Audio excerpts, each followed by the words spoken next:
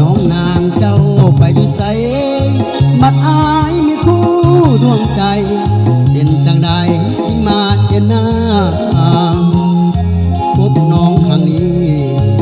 เต็มที่แท้นอการดาว่าอายมีภรรยา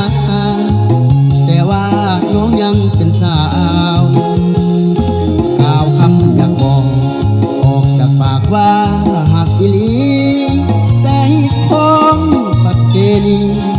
ของลาวมีเมียหนึ่งคนบนความลำบากหนุ่มยาหัวใจสับสนอยากเอาเมียเพิ่มอีกหนึ่งคนแต่จนใจน้องมาทีหลัง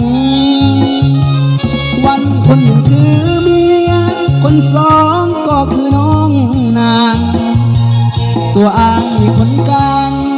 หาทางต้องเลือกหนึ่งคนอยากเลือกน้องสาว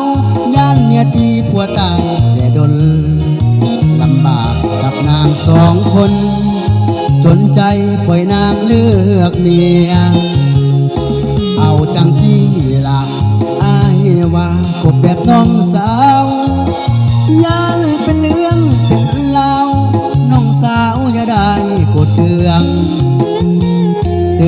ใจตัวเองเก่งใจน้ำเมียอยู่เฮือนสองเฮานั้นเปรียบเสมือนฮักเท่าฟ้าแต่ว่าขาเมีย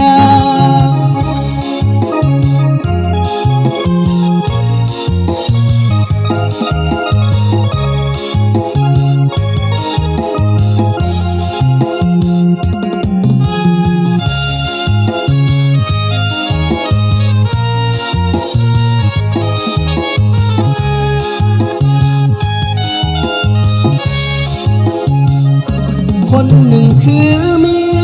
คนสองก็คือน้องนางตัวอายคนกลางหาทางต้องเลือกหนึ่งคนอยากเลือกน้องสาวย่านเมียตีผัวตายแต่ดนลำบากกับนางสองคนจนใจปล่อยนางเลือกเมียเอาจังสิละ